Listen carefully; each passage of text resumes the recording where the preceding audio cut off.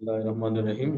Student, आज के इस लेक्चर में हम लोग पढ़ेंगे अब थ्रस्ट एंड आर्किमिडीज प्रिंसिपल। तो ये बड़ा इंटरेस्टिंग टॉपिक है।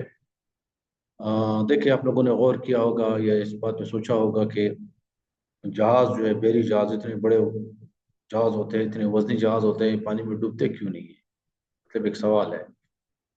इसी तरह अगर आप लोगों ने एक बैलून में जो है हीलियम गैस भर दिया और उसको छोड़ दिया तो ये ग्रेविटी के अगेंस्ट ऊपर जाता है। तो इस तरह क्यों होता है? या सबमरीन जो है, जिसको हम लोग आबदोज कहते हैं, ये पानी के अंदर किस तरह तैरते हैं? ये पानी के अंदर डूबते क्यों नहीं है? और कभी कभी ये पानी के सरफेस पे किस तरह आ जाते हैं? तो इन सवालों के आंसर हमें आज के इस टॉपिक में मिलेंगे। तो देखिए, आप लोगों ने एक चीज नोट की होगी कि फर्ज करें आप लोग एक कप लेते हैं। कप ले लेते हैं, कोई भी ऑब्जेक्ट ले लेते हैं, आप उसको हाथ में से पकड़ लेते तो आप उसका वेट फील करेंगे। लेकिन अगर आप उसको लिक्विड के अंदर ले जाए तो आप देखेंगे कि वो आप कम वेट वाला ऑब्जेक्ट फील होगा। उसका वेट आपको कम फील होगा। आपको ऐसे महसूस होगा जैसे इसका वेट कम हो गया है। या अगर आप लोगों ने कभी पानी में तैराकी की होगी तो आप लोगों को भी अपना वेट कम महसूस होगा।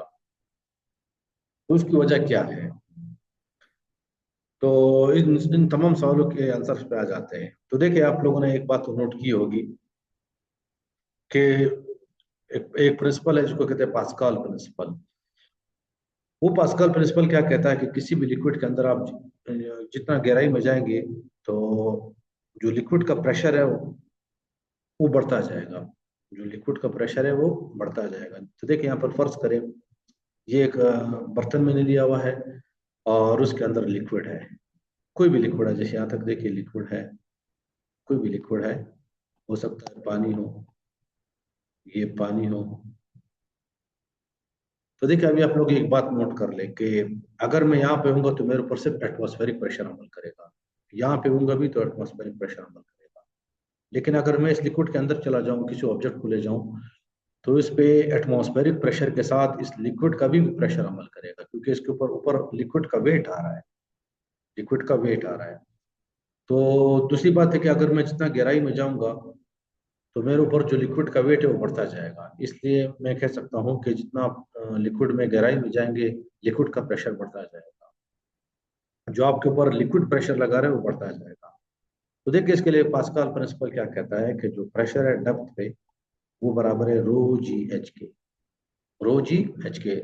पी क्या है? प्रेशर को रिप्रेजेंट करता है। रो डेंसिटी ऑफ लिक्विड को रिप्रेजेंट करता है। अगर ये पानी है तो पानी की डेंसिटी, अगर कोई ऑयल है तो ऑयल की डेंसिटी। जी जो है ग्रेविटेशनल एक्सेलरेशन है, और एच जो है बड़ा इंपॉर्टेंट पैरामीटर है, इसको कहते हैं डेप्थ। तो देख, अगर हम लोग भी यहाँ पे प्रेशर मालूम करना चाहूँ तो यहाँ पे जो डेप्थ होगी वो इतनी होगी। लेकिन अगर मैं यहाँ पे प्रेशर मालूम करना चाहूँ तो डेप्थ इतनी होगी। पानी के सरफेस से जिस पॉइंट पे आप प्रेशर मालूम करना चाह रहे हो, ये फासला, ये क्या कहलाता है? डेप्थ। तो देखिए, आप जितना गहराई में जाएंगे डेप्थ प्रेशर बढ़ता जाएगा। तो समंदर में भी ये होता है कि समंदर के सरफेस के ऊपर जो है सिर्फ एटमॉस्फेरिक प्रेशर है, लेकिन जितना आप गहराई में जाएंगे ये प्रेशर बढ़ता जाएगा। ये प्रेशर बढ़ता जाएगा। तो चलो, अभी एक सवाल का जो भी मैंने आपसे कहा कि किसी भी ऑब्जेक्ट को अगर आप लिक्विड के अंदर ले जाएंगे तो आप क्यों उसका वेट कम फील होता है? तो उस पे आ जाते हैं। तो देखिए, ये एक बड़ा सिलेंडर मैंने लिया है, ये जो सिलेंडर है, ये बड़ा सिलेंडर लिया हुआ है और इसके अंदर कोई लिक्विड मैंने भरा हुआ है, और उसके अंदर मैंने एक सिलेंड्रिकल शेप का एक ऑब्जेक्ट इमर्स कर दिया है, दबो दिया है। तो अभी देखिए, इस ऑब्जेक्ट को देख ले। ये जो ऑब्जेक्ट मैंने सिलेंड्रिकल शेप का इसके अंदर एंटर किया है, इसके ऊपर एक फोर्स नीचे से ऊपर लग रहा है। एक फोर्स नीचे से ऊपर लग रहा है। ये कौन लगा रहा है? लिक्विड लगा रहा है। लिक्विड का प्रेशर तमाम डायरेक्शंस में अमल करता है, लेकिन एक फोर्स ऊपर से नीचे भी लग रहा है।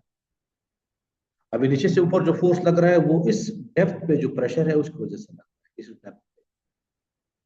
तो याद रख ले, इस डेप्थ पे जो प्रेशर है वो ज्यादा है, क्योंकि गहराई ज्यादा है तो फोर्स भी ज्यादा होगा। और ये जो है ये कम गहराई पर है, ये पॉइंट, ये जो सरफेस है ये कम गहराई पर है, तो इसलिए फोर्स भी क्या होगा? कम होगा। अगर मैं इन दोनों फोर्सेस का डिफरेंस ले लूं तो आप देख सकते हो कि नीचे से ऊपर वाला फोर्स ज्यादा है और ऊपर से नीचे वाला फोर्स कम है। तो नेट फोर्स जो होगा वो ऊपर की तरफ होगा। जो नेट फोर्स होगा वो किस तरफ होगा? ऊपर की तरफ होगा। और यही जो नेट फोर्स है, ये जो है इस ऑब्जेक्ट का जो वेट आपको कम फील होता है उसकी वजह है। तो देखिए, इस जो नेट फोर्स ऊपर की तरफ लग रहा है इसको हम लोग कहते हैं अप थ्रस्ट। इसको हम लोग क्या कहते हैं? Up thrust. या इसका दूसरा नाम है बुओयंट फोर्स। बुओयंट फोर्स,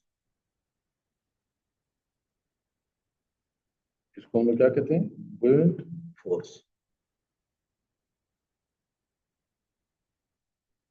सही। तो अप थ्रस्ट का लफ्ज इस्तेमाल करें या बुओयंट फोर्स का लफ्ज इस्तेमाल करें, दोनों सही है। तो किसी भी लिक्विड को जब हम लोग किसी भी ऑब्जेक्ट को अगर हम लोग किसी लिक्विड के अंदर ले जाएं तो उसके बॉटम सरफेस पे जो फोर्स लगता है वो ज्यादा होता है बनिस्बत अपर सरफेस के। तो इन दोनों फोर्सेस को जो डिफरेंस है वो क्या होता है? ऊपर की तरफ होता है, अगेंस्ट द ग्रेविटी अमल करता है। और इसी फोर्स को हम लोग क्या कहते हैं? अप थ्रस्ट कहते हैं या बुओयंट फोर्स कहते हैं। तो ये बात तो मैं उम्मीद करता हूँ कि आप लोगों को क्लियर हो गई है। अभी चलते हैं नेक्स्ट अपने आर्किमिडीज प्रिंसिपल पे। तो आर्किमिडीज प्रिंसिपल क्या कहता है? तो आर्किमिडीज प्रिंसिपल क्या कहता है? तो देखिए, आर्किमिडीज प्रिंसिपल ये कहता है कि फर्ज करें अगर कोई भी ऑब्जेक्ट है, ये मैंने एक सिलेंडर लिया हुआ है, सिलेंडर में या कंटेनर लिया हुआ है, उस कंटेनर में मैंने बिल्कुल उसके आखिरी सर तक, ब्रिम तक उसको पानी से भरा हुआ है, किसी भी लिक्विड से भरा हुआ है। अब याद रख लिया, अगर इसके अंदर मैं कोई ऑब्जेक्ट एंटर कर देता हूँ, कोई भी ऑब्जेक्ट एंटर कर देता हूँ, फर्ज करें मैंने एक ऑब्जेक्ट एंटर कर दिया, मैंने पत्थर इसके अंदर फेंक दिया। तो जब मैं पत्थर फेंकूंगा तो क्या ये पानी का लेवल ये रहेगा या पानी से कुछ गिरेगा नीचे की तरफ? आजी बात है, पानी कुछ गिरेगा, ये पानी को डिस्प्लेस कर रहा है, हटा रहा है अपनी जगह से। तो याद रख ले, जब ये हम लोग उसको इसके अंदर डबोएंगे तो इससे पानी गिरेगा, और उस पानी को अगर हम दूसरे कंटेनर में जमा कर ले तो मैं क्या कर सकता हूँ? मैं उस पानी को यहाँ पे जमा कर सकता हूँ। तो अभी देख ले, मैं क्या करूंगा, ये जो पानी डिस्प्लेस हुआ है, ये जो डिस्प्लेस वाटर है, जो डिस्प्लेस लिक्विड है, जो डिस्प्लेस लिक्विड है, जो लिक्विड इसने डिस्प्लेस किया है, इसका अगर मैं वेट ले लूं, डिस्प्लेस लिक्विड का वेट ले लूं, तो कहता है कि आर्किमिडीज प्रिंसिपल ये कहता है कि जितना वाटर से डिस्प्लेस किया है उसका वेट आप मालूम कर लो, तो उतना ही फोर्स अप थ्रस्ट इसके ऊपर अमल करे, उतना ही अप थ्रस्ट इसके ऊपर अमल करे। तो ये सादा सा प्रिंसिपल है आर्किमिडीज प्रिंसिपल। मैं इसको दोबारा रिपीट कर लेता हूँ। देखिए, एक कंटेनर था, कोई बर्तन था, उसके अंदर मैंने कोई भी लिक्विड भरा हुआ था, मैं मिसाल के तौर पर पानी ले रहा हूँ। अभी बिल्कुल ब्रिम तक भरा हुआ था, समझाने के लिए। अभी अगर मैंने इसके अंदर कोई भी ऑब्जेक्ट डाल दिया तो लाजिम बात है पानी को डिस्प्लेस करेगा, और पानी को डिस्प्लेस कितना डिस्प्लेस किया उसको मालूम करने के लिए मैंने क्या किया, इस पर कंटेनर को दूसरे बर्तन के अंदर रख दिया। अभी जब इसको इसके अंदर रखेंगे तो ये पानी डिस्प्लेस होगा, और वो पानी जो डिस्प्लेस हुआ उसको मैंने दूसरे कंटेनर में या बर्तन में रख लिया, जमा कर लिया। अभी जो डिस्प्लेस वाटर है, अगर इसका मैं वेट मालूम करूँ तो आर्किमिडीज कहता है कि जितना डिस्प्लेस लिक्विड है उसका जो वेट है, अगर आप वो मालूम कर ले तो उतना ही अप थ्रस्ट इसके ऊपर अमल करेगा। अगर डिस्प्लेस वाटर फर्ज करे, जो डिस्प्लेस लिक्विड है उसका वेट 100 न्यूटन है, तो अप थ्रस्ट भी कितना होगा? 100 न्यूटन होगा। अगर डिस्प्लेस लिक्विड 50 न्यूटन है तो अप थ्रस्ट भी 50 न्यूटन होगा। अगर डिस्प्लेस लिक्विड 1000 न्यूटन है तो अप थ्रस्ट भी 1000 न्यूटन होगा। तो ये सिंपल सी बात है। तो अभी देखिए, यहाँ पर मैं आ जाता हूँ कि नेक्स्ट स्लाइड में आर्किमिडीज प्रिंसिपल की मैंने स्टेटमेंट कहता है कि when an object is totally और पार्शियली इमर्स्ड। टोटली भी इमर्स हो सकता है, जैसे आप दोस्त पानी के अंदर डूब जाते हैं, पत्थर आप पानी में फेंकते हो तो बिल्कुल डूब जाते हैं, इमर्स मतलब डूब जाना। और पार्शियली भी हो सकता है, इसका मतलब कुछ हिस्सा बाहर हो कुछ हिस्सा अंदर हो। तो कहता है कि अगर कोई ऑब्जेक्ट पार्शियली या टोटली इमर्स्ड हो उसमें लिक्विड के अंदर, तो कहता है कि the in a liquid and upthrust acts on it equal to the weight of the liquid it displaces। उसके ऊपर अप थ्रस्ट अमल करेगा, और वो अप थ्रस्ट कितना होगा? जितना लिक्विड उसने डिस्प्लेस किया है। तो ये सिंपल सा आर्किमिडीज प्रिंसिपल। अभी देखिए, एक बेरी जहाज है, वो जो है पानी के अंदर तैर रहा है। तो पानी के अंदर जो तैर रहा है डूब क्यों नहीं रहा? ये डूब इसलिए नहीं रहा क्योंकि इसके ऊपर जो है ऊपर की तरफ एक फोर्स लग रही है, अप थ्रस्ट। और वो अब थ्रस्ट हम लोग किस तरह मालूम करेंगे, ये देखेंगे कि बहरी जहाज जब जा रहा है ये कितने पानी को डिस्प्लेस कर रहा है। अगर हम लोग को डिस्प्लेस जो लिक्विड है या वाटर है उसका हम लोग वेट मालूम कर ले, तो उतना ही अब थ्रस्ट इस बहरी जहाज पे अमल करेगा। तो ये सिंपल सी कहानी थी आर्किमिडीज प्रिंसिपल की। अभी आ जाते हैं कि बाज औकात ये होता है कि ऑब्जेक्ट जो है बिल्कुल डूब जाता है। अगर कोई ऑब्जेक्ट हम लोग लिक्विड के अंदर डाल दें तो बिल्कुल डूब जाता है। बाज औकात ये होता है कि अंदर जाने के बाद एक पॉइंट पे रुक जाता है, मजीद नहीं डूबता। या ये भी हो सकता है कि बिल्कुल सरफेस पे रह जाए। तो इन तीनों केसेस में क्या फर्क है, कौन सा केस किस हालत में होगा, उसकी कंडीशन क्या है। तो देखिए यहाँ पे मैंने लिखा है इफ कंडीशन लिखी है। अगर अप थ्रस्ट जो है ऑब्जेक्ट के वेट के बराबर से ज्यादा हो, अगर अप थ्रस्ट ऑब्जेक्ट के वेट से ज्यादा हो तो क्या होगा, object will rise to the surface. Object क्या करेगा, सरफेस पे राइज होगा। तो देखिए फर्ज कर आप एक फोम ले लें या एक लकड़ी का टुकड़ा ले लें, उसको पानी के अंदर डबो दे, तो आप देखेंगे वो वापस ऊपर आ जाएगा। तो इस केस में क्या है कि जो अप थ्रस्ट अमल कर रहा है वो जो है लकड़ी के या गते के वेट से ज्यादा है, तो इसलिए ये क्या हो जाएगा, सरफेस में आ जाएगा। तो देखिए पहली कंडीशन बहुत सिंपल है, upthrust is greater than object weight, object will rise to the surface. दूसरी बात यह है कि अगर ऑब्जेक्ट के ऊपर अप थ्रस्ट जो है वो ऑब्जेक्ट के वेट से कम हो, दूसरा केस देख ले, अप थ्रस्ट ऑब्जेक्ट के वेट से कम हो, तो उस केस में क्या होगा, ऑब्जेक्ट सिंक करेगा, डूब जाएगा। जैसे आप एक सिक्का ले ले, सिक्के को आप पानी के अंदर फेंक दे तो आप देखेंगे सिक्का जो है पानी के अंदर डूब जाएगा। क्यों डूब गया, क्योंकि अगर आपको सिक्के का वेट मालूम हो, उसका मुआवजा कर ले अप थ्रस्ट से, तो आप देखेंगे अप थ्रस्ट सिक्के के वेट से कम होगा, तो इसलिए सिक्का क्या हो जाएगा, डूब जाएगा। और आखिरी केस पे आ जाते हैं कि अगर अप थ्रस्ट और वेट बराबर हो जाए, तो उस केस में क्या होगा। अगर अप थ्रस्ट और वेट बराबर हो जाए तो उस केस में क्या होगा। फर्ज करें कोई कंटेनर है, उसके अंदर मैंने लिक्विड रखा हुआ है, लिक्विड यहाँ तक है, लिक्विड यहाँ तक है। अभी फर्ज करें एक ऑब्जेक्ट को मैंने इमर्स कर दिया, कोई भी ऑब्जेक्ट है, और वो ऑब्जेक्ट यहाँ पे आकर रुक गया। तो याद रख ले, अगर अप थ्रस्ट ऊपर की तरफ जो फोर्स है और उसका वेट बराबर हो जाए, तो जिस पॉइंट पे दोनों बराबर हो जाएंगे उसी पॉइंट पे रुक जाएगा, उसी पॉइंट पे रुक जाएगा, मजीद नीचे नहीं जाएगा। मतलब याद रख ले, हो सकता था कि पहले जब हम लोग उसको इमर्स किया इसका वेट ज्यादा था, अब थ्रस्ट कम था, तो ये थोड़ा सा नीचे चला गया, नीचे चला गया, लेकिन इस पॉइंट पे पहुंचने के बाद दोनों फोर्सेस बराबर हो गए। जो दोनों फोर्सेस बराबर हो गए तो इसने मजीद जो है डूबना बंद कर दिया, मजीद नहीं डूबेगा, अभी इस पॉइंट पे रुक जाएगा। तो देखिए अगर अप थ्रस्ट और वेट बराबर हो तो क्या होगा, object will remain suspended at that depth. Object उस डेप्थ पे क्या हो जाएगा, सस्पेंड हो जाएगा, मजीद नीचे नहीं जाएगा। तो ये सारी बातें मैं उम्मीद करता हूँ कि आप लोग क्लियर हो गए होंगी। अभी चलते हैं कि आर्किमिडीज प्रिंसिपल का सबूत क्या है, इसका प्रूफ क्या है, तो उसको साबित करते हैं। तो चले मैं चलता हूँ नेक्स्ट इसके सबूत पे। तो सबूत के लिए आ जाते हैं पिछली स्लाइड पे। तो देखिए यहाँ पर मैं कुछ क्वांटिटीज को डिफाइन करूंगा। पहले याद रख ले कि ये सिलेंडर जो मैंने लिया है लिक्विड के अंदर रखा हुआ है, उसके एरिया को मैं कहता हूँ ए। ये आप लोगों ने याद रखना है, सिलेंडर का जो एरिया है उसको मैंने क्या लिया हुआ है, ए।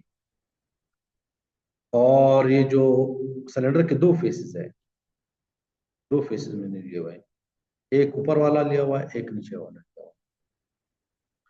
तो ऊपर वाले का एरिया भी ए है, नीचे वाले का भी एरिया ए है, लेकिन ऊपर वाले का जो डेप्थ है वो h1 है। ऊपर वाले की डेप्थ कितनी है, h1 है, इसकी डेप्थ h1 है। और जो नीचे वाला फेस है, नीचे वाला जो फेस है इसकी डेप्थ कितनी है, h2 है, h2 है। और जो ऑब्जेक्ट की हाइट है वो कितनी है, हाइट जो ऑब्जेक्ट की हाइट है, सिलेंडर की जो हाइट है वो लाजिम बात है कि h2 माइनस h1 है। H2 माइनस H1 है। अगर H2 20 है, H1 5 है, तो हाइट कितनी हो गई? 15 हो गई। अब याद रख लिया, यहाँ पर हम लोग क्या करेंगे कि दो फोर्सेस अमल कर रहे हैं इसके ऊपर, सिलेंडर की फेसेस के ऊपर। एक फोर्स ऊपर की तरफ है, और इस फोर्स को फर्ज करें मैं कहता हूँ F2, और एक फोर्स ऊपर से नीचे की तरफ है जिसको मैं क्या कहता हूँ F1। दो फोर्सेस है, तो इन दोनों फोर्सेस का डिफरेंस जो आएगा वो क्या आएगा? बॉइंट फोर्स आएगा। तो अभी हम लोग बॉइंट फोर्स मालूम करेंगे कि वो कितना होगा इस केस में। तो ये चीजें अगर आपको अच्छी तरह क्लियर हो गई तो आ जाते हैं नेक्स्ट। तो देखिए, आप लोगों ने पढ़ा है कि प्रेशर जो है, प्रेशर P, वो फोर्स डिवाइडेड बाय एरिया के बराबर है। जितना फोर्स अमल कर रहा है और जितने एरिया पे अमल कर रहा है, दोनों को डिवाइड कर दो तो प्रेशर आ जाएगा। इसका मतलब है मैं कह सकता हूँ कि फोर्स जो है वो प्रेशर मल्टीप्लाई बाय एरिया के बराबर हो जाएगा। एरिया को मैंने इधर शिफ्ट कर दिया दूसरी तरफ, तो फोर्स आ गया। अब आ जाते हैं यहाँ पे।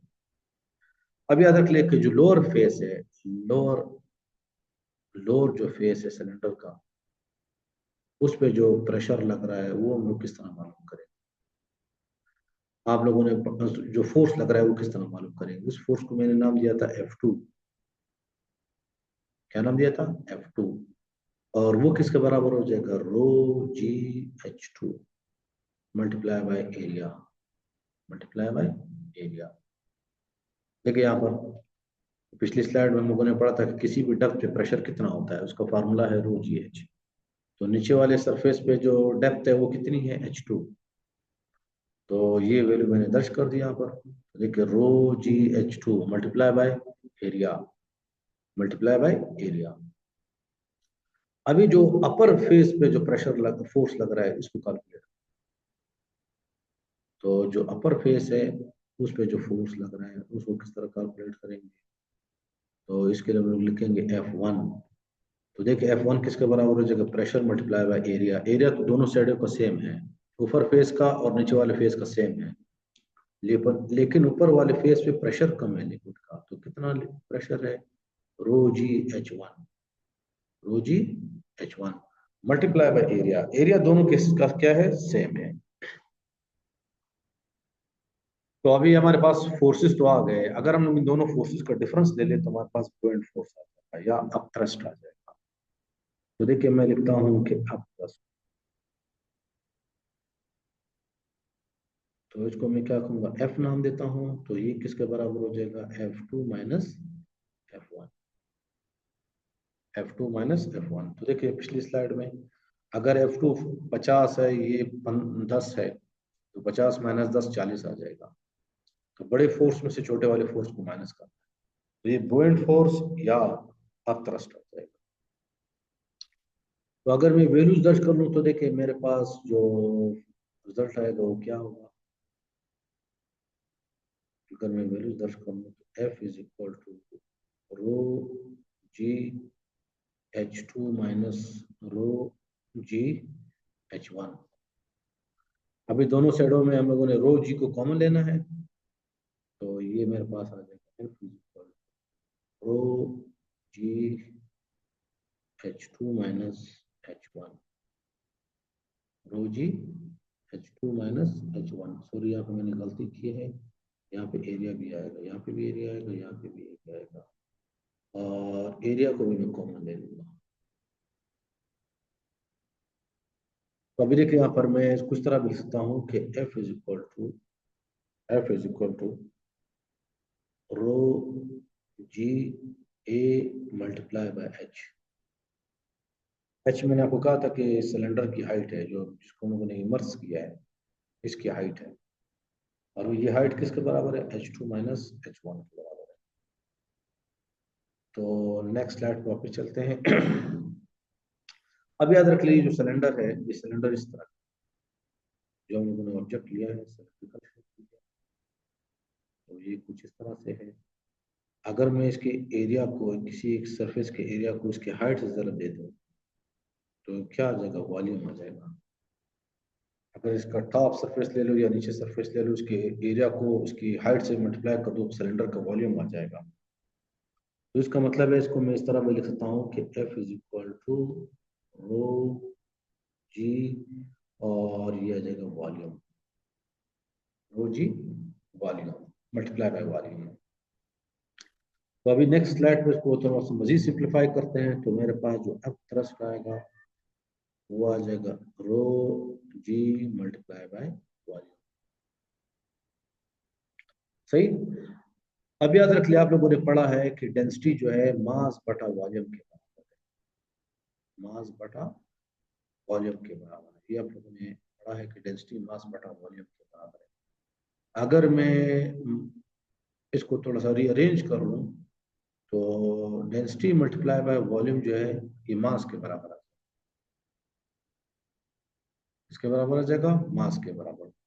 तो इसका मतलब है, इसको मैं इस तरह भी लिखता हूँ कि रो मल्टीप्लाई बाय वॉल्यूम, इसको मैं नाम दूंगा मास, तो यह आ जाएगा एम जी। अब याद रख लीजिए, रो रो रो जो है डेंसिटी थी लिक्विड की, तो लिक्विड की डेंसिटी को अगर आप लिक्विड के वॉल्यूम से मल्टीप्लाई करेंगे तो ये लिक्विड का जो वेट आएगा, जो डिस्प्लेस लिक्विड है उसका वेट आएगा। तो यहाँ से देखिए हमारे पास ये आ गया, हमारे पास ये रिजल्ट आ गया कि अब थ्रस्ट जो है, ये जो एफ है किसको जाहिर कर रहा है, अब थ्रस्ट को जाहिर कर रहा है। और ये बराबर हो गया किसके, weight of the liquid displace,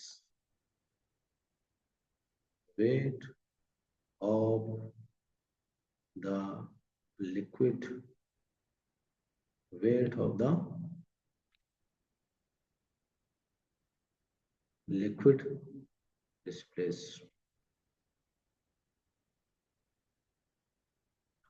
क्योंकि देखिए ये चीज ये है weight of the liquid displace, और ये एफ क्या चीज है, अप थ्रस्ट है। तो यहां से हम लोगों ने साबित कर लिया कि जो अप थ्रस्ट होता है वो weight of the liquid displace के बराबर होता है। जितना लिक्विड डिस्प्लेस होगा उसका वेट आप ले ले, उतना ही अप थ्रस्ट अमल करेगा। तो अभी चलते हैं नेक्स्ट क्वेश्चन पे कि जो जहाज है, बेरी जहाज है, क्यों डूबते नहीं है पानी के अंदर, इतने वजनी होने के बावजूद कि क्यों नहीं डूबते। तो देखिए ये मैंने नेट से न्यूज लिए, हजारों कंटेनर है इसमें, लेकिन ये डूबते नहीं है। हालांकि जो बेरी जहाज तो लोहे से बने होते हैं, तो डूबना चाहिए, लोहे की डेंसिटी जो है वो पानी की डेंसिटी से ज्यादा है। लेकिन याद रख ले, इस केस में हम लोग जो शिप है उसका जो वॉल्यूम है, जो उसका शेप है, वो इस तरह बनाते हैं कि इसकी जो एवरेज डेंसिटी है वो पानी की डेंसिटी से कम हो जाती है। तो इस केस में इसका जो वेट होगा एम जी, और जो इसका अप थ्रस्ट होगा, तो अगर आप देखेंगे तो अप थ्रस्ट जो है वो वेट के मुकाबले में ज्यादा हो जाएगा, मतलब यह इक्वल हो जाएगा। तो इसीलिए तो ये क्या कर रहा है, फ्लोट कर रहा है। सॉरी, अप थ्रस्ट ज्यादा हो जाएगा वेट से, तो इसलिए सरफेस पे आ जाएगा।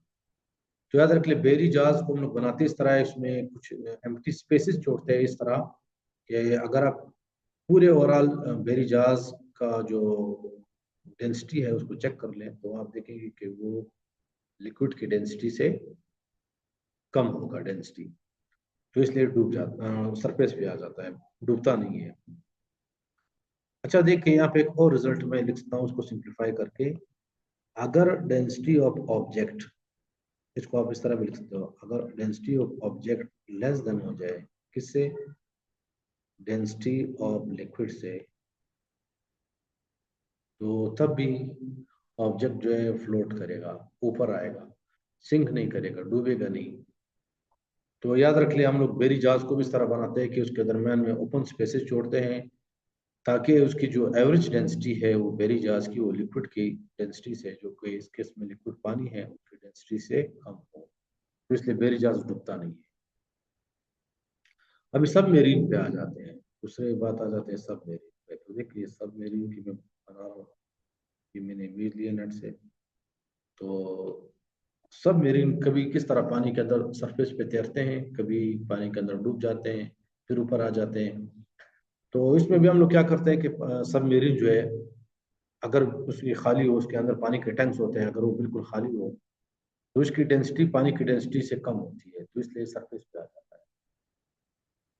ये क्या आ जाता है? सरफेस पे। जो ओवरऑल एवरेज डेंसिटी है सब मेरीन की, अंदर से वो खाली होता है, तो उसकी अगर आप डेंसिटी मालूम कर लें तो उसकी डेंसिटी पानी की डेंसिटी से कम आएगी, इसलिए सब मेरीन क्या होगा? ऊपर सरफेस पे आ जाएगा। लेकिन अगर हम लोग उसको डबोना हो पानी के अंदर, तो हम लोग क्या करते हैं, इसके अंदर टैंक्स होते हैं, पानी के टैंक्स होते हैं, उसको भरते हैं, समुद्र के पानी से भरते हैं। जब आप इसको पानी के समंदर के पानी से भरेंगे तो उसकी डेंसिटी, एवरेज डेंसिटी बढ़ती जाएगी, बढ़ती जाएगी, बढ़ती जाएगी।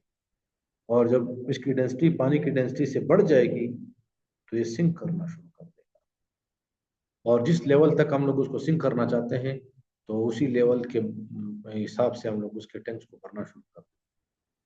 तो अभी तीसरा केस आप लोगों ने देखा होगा कि अगर अप थ्रस्ट और ऑब्जेक्ट का वेट बराबर हो जाए तो ऑब्जेक्ट उस गहराई पे सस्पेंड करेगा। ये तीसरा केस हम लोगों ने देखा। तो यहाँ पे हम लोग उन टैंक्स को इतना भरते हैं कि जिस गहराई पे आपको उसको सस्पेंड करवाना है, रुकना है मेरी जहाज को, वहां पे उसके ऊपर जो अप थ्रस्ट है और उसका जो वेट है वो बराबर, तो उसके बाद क्या होगा? मजीद नहीं डूबेगा। अभी दोबारा इसको वापस ऊपर सरफेस पे किस तरह लाना है? तो सरफेस पे लाने के लिए आप लोगों ने क्या करना है कि इसके जो टैंक्स है पानी के, उसको खाली करना है। जब आप इसके टैंक्स को खाली करेंगे पंप्स के जरिए, तो उसकी जो एवरेज डेंसिटी है वो पानी की डेंसिटी से कम हो जाएगी, और ये कंडीशन हमारी पूरी हो जाएगी, तो ये वापस सरफेस पे आ जाएगा। तो ये था आज का लेक्चर, जिसमें हम लोगों ने देखा कि आर्किमिडीज प्रिंसिपल क्या है, और आर्किमिडीज प्रिंसिपल के जरिए हम लोगों ने कुछ इंटरेस्टिंग क्वेश्चंस थे, उनका आंसर दिए।